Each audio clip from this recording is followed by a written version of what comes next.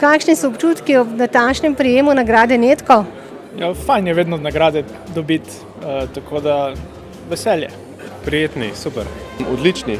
Enkratni, zato ker moja izbira ni samo spletna stran, je dejansko cel koncept, kako mladim, ki se odločajo za nadaljnjo kariero, za nadaljne šolanje, pomagati z informacijami in to z najbolj uporabnimi informacijami na enem mestu. Ja, moram reči, da smo presenečeni, počaščeni za to nagrado.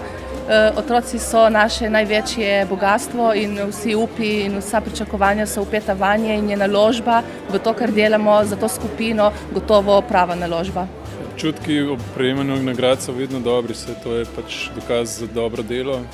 Prepričani smo, da smo z Planet Celnet zgodbami pokazali eno novo smer v novinarstvu v Sloveniji in prepričani smo, da bomo še naprej kazali nove podobne projekte, ki bojo našim bralcem in pač občinstvu na splošno zelo zanimivi.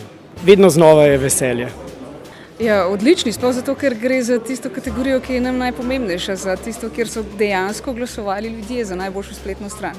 Kaj naredi spletno mesto najboljše med najboljšimi? Ja, po mojem mnenju to naredi to, da prisluhneš bralcem, uporabiš svoje znanje in izkušnje in se skušaš čim bolj približati zgodbami dnevnimi vsakdanjemu uporabniku. Jaz ne bom rekel, da je najboljša, je pa drugačna. Po vanjo je bilo vloženega zelo veliko dela, časa, energije, kar se je na koncu tudi pokazalo za izjemno uspešno pa nekako unikatno spletno mesto.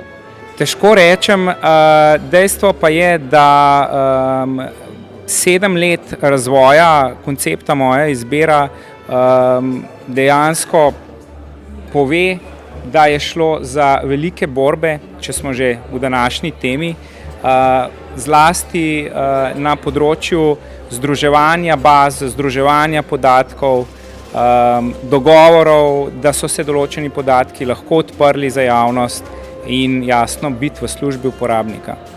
Kapko je super, za otroke in kraten. Gotovo Kapko kot Kapko in pa tudi zgodba o vodi, ki te potegne v ta krog in ne moreš ven, enostavno začne krožiti po telesu kot kri.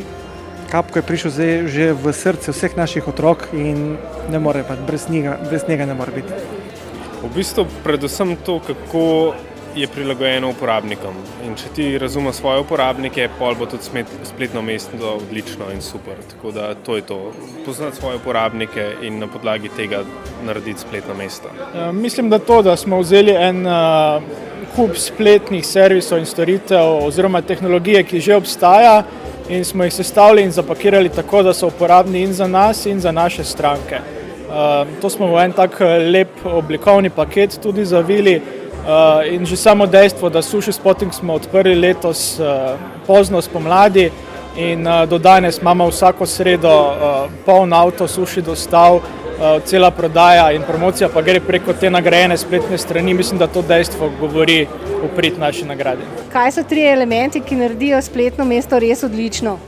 Definitivno pogum, drugačnost, predvsem pa srčnost ekipe, ki projekt razvija.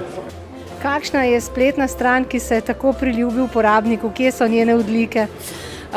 Boha.com je dejansko spletni oglasnik in je po obsegu največja slovenska spletna stran, zato imamo tudi izredno veliko uporabnikov. Je pa to spletna stran, ki je dejansko od ljudi za ljudi. Tukaj se srečujeta povpraševanje in ponudba iz najrazličnejših področji in človek lahko na Boha.com najde marsikaj, verjetno tudi zato, ker blago iz druge roke postaja vedno bolj priljubljeno in nikakor ne več drugorazredno.